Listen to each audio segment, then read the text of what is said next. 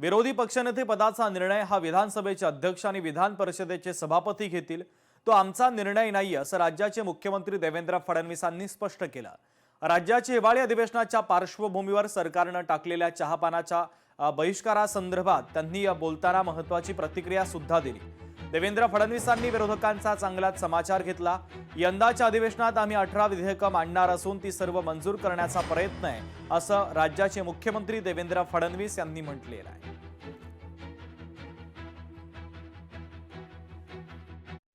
चहापानाचा कार्यक्रम होता। विरोधी पक्षाने परंपरा पाळत चहापानावर बहिष्कार टाकलाय, त्यामुळे आम्हालाच आमचा चहा प्यावा लागला। पण आज विरोधी पक्षाची जी काही पत्रकार परिषद झाली ती अतिशय निराशेने भरलेली आणि केवळ त्रागा करणारी अशा प्रकारची पत्रकार परिषद त्यांनी घेतली। याचा निर्णय घेणारे आम्ही नाही, याचा निर्णय घेणारे सभापती आणि अध्यक्षच याचा निर्णय घेऊ शकतात, त्याचा निर्णय आम्ही घेऊ शकत नाही। असं आहे की विरोधक कशाशी आम्हाला जोडतात, त्यांना आम्हीच दिसतो। जसं शिंदे साहेब म्हणाले, जळी स्थळी काष्टी पाषाणी आम्हीच दिसतो, त्यामुळे प्रत्येक गोष्टीशी आम्हाला जोडतात। पण तुम्हाला हे माहिती आहे, विरोधी पक्षनेता घोषित करण्याचा अधिकार सरकारचा नाही, तो अधिकार हा सभापती आणि अध्यक्षांचाच आहे। जवळपास या अधिवेशनामध्ये 18 विधेयकं आम्ही मांडणार आहोत। त्यातले काही फार छोटे छोटे आहेत, अगदी अनुषंगिक आहेत, काही मेजर विधेयकं आहेत। अशी 18 विधेयकं आम्ही त्या ठिकाणी मांडणार आहोत आणि या विधेयकांवर चर्चा करून ही विधेयकं सगळी मान्य व्हावीत अशा प्रकारचा आमचा प्रयत्न या निमित्ताने असणार आहे। एकूणच नागपूर अधिवेशनामध्ये सुरुवातीच्या काळामध्ये आमच्या पत्रकारांची काही गैरसोय झाल्याचं मला समजलं, त्याबद्दल त्यांची दिलगिरी व्यक्त करतो। पण कोणीतरी कोर्टात जातं आणि मग काय काय होतं हे आपल्याला माहिती आहे, पण आता त्यातनंही आपण जो काही तो मार्ग काढलेला आहे।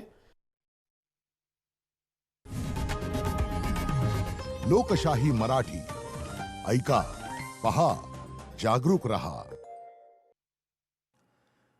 उद्यापासून नागपूरमध्ये हिवाळी अधिवेशन सुरू होणार या पार्श्वभूमीवर आज महायुतीची पत्रकार परिषद पार पडली। यावेळी उपमुख्यमंत्री एकनाथ शिंदे यांनी बोलताना विरोधकांची खिल्ली उडवली आहे। उद्धव ठाकरेंना देखील त्यांनी चांगलाच टोला लगावलेला आहे। आम्ही तिघही काम करतोय, डे नाईट काम करतोय, घरी बसत नाही, आणि त्यामुळे याचं आत्मचिंतन करावं आणि आत्मपरीक्षण करावं आणि नंतर बोलावं। आणि कोण बोलतंय? अरे विधानसभेत पूर्ण अधिवेशनाला पूर्ण वेळ तरी बसा आणि मग बोला। सरकार पूर्णपणे त्यांच्या चर्चेला उत्तर देईल। जरी विरोधी पक्ष संख्येने कमी असला तरी सुद्धा आम्ही त्यांना अंडर एस्टिमेट नाही करत आणि त्यांना आम्ही गांभीर्यानेच घेऊ।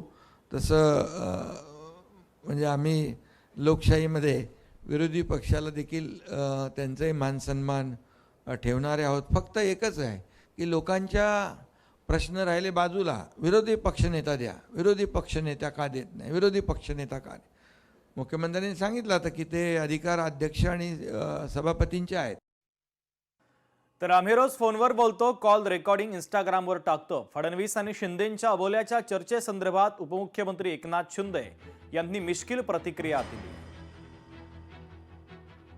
आता आम्ही काय करतो, रोज एकमेकांना फोन करतो ना, त्याचं तुम्हाला रेकॉर्डिंग पाठवतो, नाहीतर मग रोज फोटो टाकून इंस्टाग्रामवर टाकतो, नाहीतर मग हास्य जत्रेला जाऊया आपण, हास्य जत्रेला। सध्या महाराष्ट्रामध्ये चालू असलेली मुख्यमंत्री माझी लाडकी बहीण योजना ही राज्य सरकारची एक लोकप्रिय योजना आहे। या योजनेच्या अंतर्गत राज्य सरकार पात्र महिलांना प्रत्येक महिन्याला 1500 रुपयांची आर्थिक मदत करतं। विधानसभा निवडणुकीच्या दरम्यान आम्ही सत्तेत आलो तर महिलांना दिली जात असलेली मदत वाढवण्यात येईल। पात्र महिलांना 2100 रुपये प्रत्येक महिन्याला दिले जातील असं आश्वासन महायुती सरकारनं दिलं। सध्या महायुतीचं सरकार सत्तेत आहे, परंतु अद्याप लाडक्या बहिणींना 1500 रुपयेच मिळतात। दरम्यान आता याच लाडकी बहीण योजनेच्या संदर्भात एक महत्त्वाची अपडेट समोर येते आहे। खुद्द मुख्यमंत्री देवेंद्र फडणवीस यांनीच महिलांना दिल्या जाणाऱ्या आर्थिक मदतीच्या वाढीसंदर्भात महत्त्वाचं भाष्य केलंय। देवेंद्र फडणवीस यांनी पत्रकार परिषदेत पत्रकारांनी विचारलेल्या प्रश्नाची उत्तरं ते देत होते। त्याचवेळी एका पत्रकारानं लाडकी बहीण योजनेच्या